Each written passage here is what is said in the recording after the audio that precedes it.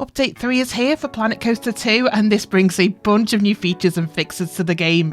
Biggest plus for me, this update sees the addition of the western scenery pieces from Planet Coaster 1, and it's so good to have more scenery to play with. So, been very busy during the early access period creating some western blueprints to mark the occasion. I will showcase these in more detail later in the video, but first, let's talk about everything else that's new.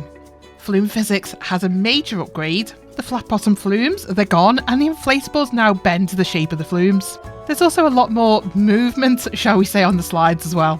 First thing I checked, is this affecting my previously built flumes? And yes it is, but in a good way, they're automatically updated to the new version. That said, although the flumes themselves have been updated, if you want the new physics where people move about more, then you need to turn that on in the flume's advanced settings. Be warned, this can produce some interesting results. A bunch of my flumes don't work anymore, and yeah, while it is very funny to watch the guests contend with flumes that were previously fine, this is not going to work in anything other than a sandbox park, so I'm either going to have to turn the physics off, leave it off, no more new physics on this one, or I'll have to reconfigure the slides.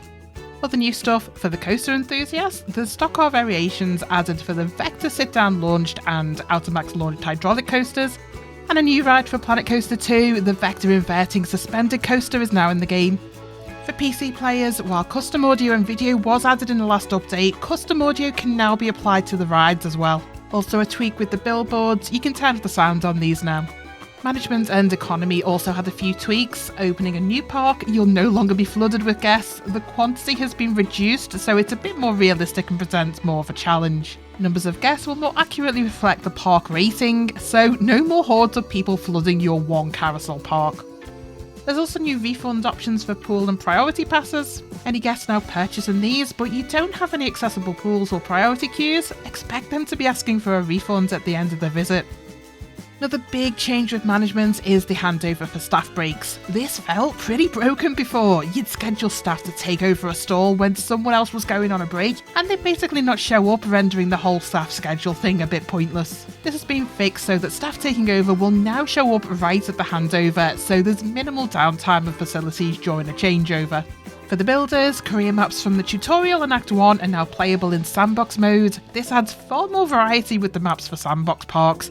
In particular, I'm so excited to use this beach map to build a more realistic beachfront resort.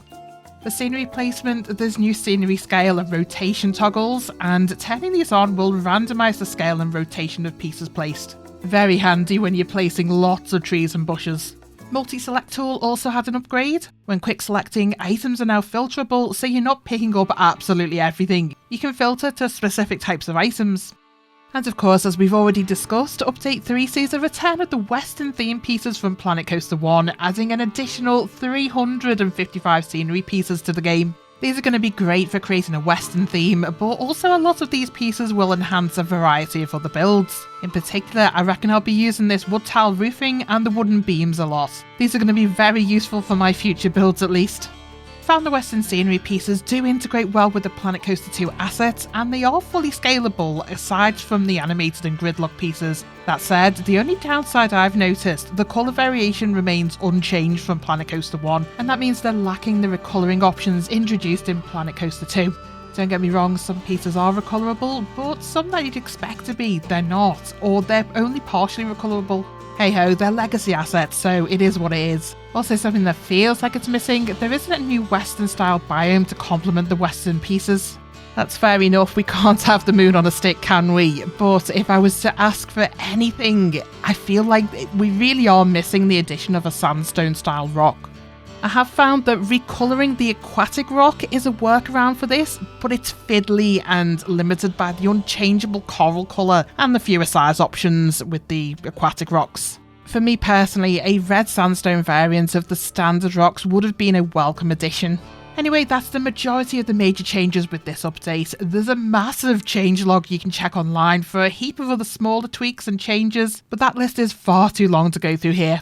Now the fun stuff. I've worked on a few Western blueprints to give you an idea of how they can be used. For those of us who've played Planet Coaster 1, the Western scenery from the original isn't exactly new. That said, by integrating these new pieces with the Planet Coaster 2 existing pieces and the tools like the rescaling, it's added a whole new depth to the process. During early access, I've created 6 standalone blueprints, starting with an obvious choice, a Western Main Street. This includes all these buildings here on the thoroughfare, and it's got everything you need for a Main Street build in terms of shops and facilities. That includes 3 gift shops hidden in the buildings, also 3 vendors, 3 drinks vendors, 2 guest services counters, and 2 toilets. Inspiration for this build is drawn from my creations in the original game and Red Dead Redemption 2, which is the ultimate reference for Western theming. I even reinstalled it on my PC to take another look, and no kidding here, it took 8 hours to download. Has also been a good few years since I last played Red Dead, so of course forgotten the controls.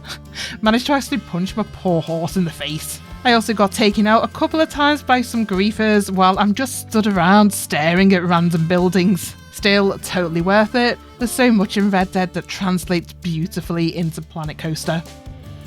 Next blueprint is a Western themed train station for the steam train transport ride. Reference for this came from a Google search. I found a picture of a 3D printable model of an old school Western train station online and just went from there. A lot of custom elements in this build. Personally, I find the gridded pieces in Planet Coaster are a bit too big and everything ends up oversized, so all the roof and wall elements here are made up of panels. Fiddly because the hitbox on the roof is ridiculous. Worth it to avoid oversizing the building though. Next is a smaller blueprint of some Western ranch assets. Comprises a small barn structure, animal pen and a chicken coop. Inspiration for this, it's a replication of a cattle auction yard in Red Dead. My next blueprint is a Western oil well and refinery ride skin for the Parallelogram. Can't say that properly, can I? Parallelogram flat ride. I wanted to reskin a flat ride and I found it quite difficult to find something that would fit with the traditional Western theme. The structure of the Parallelogram ride has quite an industrial feel to it, so I had the idea to slot it in with an oil well. The rest, I've taken inspiration from, you guessed it, it's another Red Dead asset, the Industrial Mining Headquarters. This is probably a little excessive for a ride skin, but to get the right industrial tone, it needed multiple buildings with varying heights, the train depot platforms, oil storage containers, and of course all the pipes. Next is a Western themed mine train blueprint. A tough build, this one.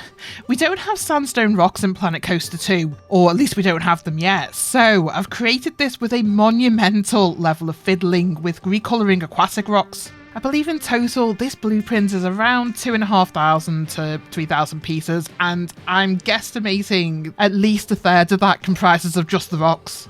Also, I'll hold my hands up with this one. I am useless at building coasters. I think coaster building is a skill you have or you don't, and I definitely don't have that skill. So to create this one, I've used the in-game mine train coaster blueprint and created my own theming around that. To be honest, I placed it just to see how they'd done it, and it looked so good. It had so many twists and turns and stuff that I could never achieve myself.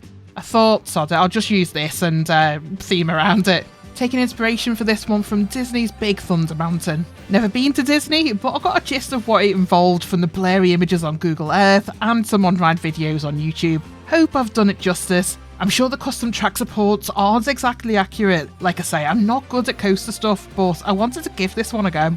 It's all very blueprint friendly, no terrain manipulation. I even used the fake water block for the river, so it's pretty much place and play. I'm at least pleased how it turned out. Now, I must be a sucker for punishment because I had a go at creating a Western themed water park blueprint. I'd say out of all the blueprints I've shown today, this one took the longest to create, or at least it felt like the longest.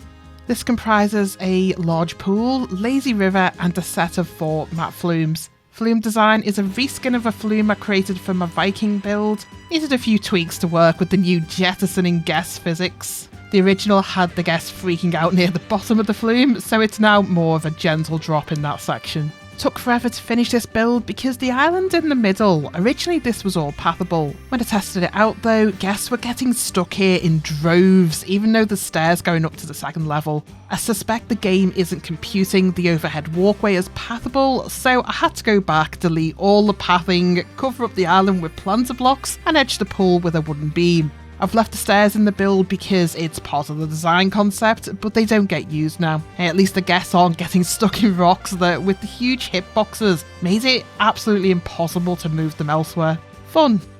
Anyway, this is the sum of my efforts to create some Western blueprints during the Update 3 Early Access period. I'll upload all 6 of them to the Frontier Workshop when I've access to that after the official launch, so you can check them out yourself. If you've enjoyed this, please like and subscribe if you haven't already. That all helps YouTube push these kinds of videos in the right direction. And of course, as always, thank you so much for watching. I'll catch you in the next video.